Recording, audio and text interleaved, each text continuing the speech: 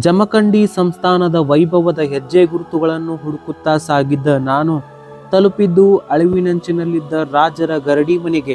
Royal ಪ್ಯಾಲೇಸ್ನ ಹಿಂಭಾಗದಲ್ಲಿಯೇ ಈ ಗರಡಿ ಮನೆ ಇರುವುದರಿಂದ ಕೇವಲ ರಾಜರಷ್ಟೇ ಉಪಯೋಗಿಸಿದ್ದಿರಬಹುದು. ಕಂಬಗಳ ಮೇಲಿನ ದೀಪದ ಪಾನಗಳನ್ನು ಗಮನಿಸಿದರೆ ವಿದ್ಯುತ್ ಬರುವ ಮುನ್ನವೇ ಈ ಗರಡಿ ಮನೆಯನ್ನು ಸ್ಥಾಪಿಸಲಾಗಿದೆ ಹಾಗೂ ದೀಪಗಳನ್ನು ಬಳಸಿಕೊಂಡು ಈ ಗರಡಿ ಮನೆಯನ್ನು ಉಪಯೋಗಿಸುತ್ತಿದ್ದರು ಎಂದು ತಿಳಿದು ಬರುತ್ತದೆ. ರಾಜರ ಮನೋರಂಜನೆಯ ಸಲುವಾಗಿ ಕುಸ್ತಿಯ ಪಂದ್ಯಾವಳಿಗಳು ಇಲ್ಲಿ ನಡೆದಿರುವ ಸಾಧ್ಯತೆಗಳು ಹೆಚ್ಚಾಗಿವೆ. ಕ್ಯಾಪ್ಟನ್ ಪರಶುರಾಮ್ ಬಾವು ಪಟ್ವರ್ಧನ್ ಅವರ ಆಳ್ವಿಕೆಯ ಕಾಲದಲ್ಲಿ ಈ ಗರಡಿ ಮನೆ ನಿರ್ಮಾಣ ಆಗಿದೆ ಎಂದು ಊಹಿಸಲಾಗಿದೆ. ಇನ್ನು ಈ ಈಜುಕೊಳದ ಬಗ್ಗೆ ಹೇಳುವುದಾದರೆ ನಮ್ಮ ಉತ್ತರ ಕರ್ನಾಟಕದಲ್ಲಿಯೇ ಮೊದಲ ಆಧುನಿಕ ಈಜುಕೊಳ ಎಂಬ ಹೆಗ್ಗಳಿಕೆಗೆ ಪಾತ್ರವಾಗಿದೆ. ಕೇವಲ ರಾಜಮನೆತನದವರು ಹಾಗೂ ಇಂಗ್ಲೆಂಡಿನಿಂದ ಬರುವ ಅಧಿಕಾರಿಗಳು ಈ ಈಜುಕೊಳವನ್ನು ಉಪಯೋಗಿಸಿದ್ದಿರಬಹುದು ಎಂದು ಊಹಿಸಲಾಗಿದೆ.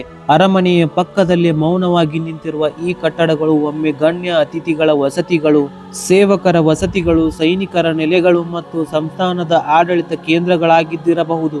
ಇಂದು ಇಂತಹ ಇತಿಹಾಸದ ಅರಮನೆಗಳಲ್ಲಿ ಅನೈತಿಕ ಚಟುವಟಿಕೆಗಳು ನಡೆಯುತ್ತಿರುವುದು ನಮ್ಮ ಕಾಲದ ದೊಡ್ಡ ಪ್ರಶ್ನೆ. ಈ ಜಾಗ ನಾಶವಾಗಬೇಕಾದ್ದಲ್ಲ, ಇದು ಸಂರಕ್ಷಣೆ ಆಗಬೇಕಾದ ಪರಂಪರೆ. ಸರಿಯಾದ ಕಾಳಜಿ ಸಿಕ್ಕರೆ ಇದು ಒಂದು ಅದ್ಭುತ ಪ್ರವಾಸಿ ತಾಣವಾಗಬಹುದು.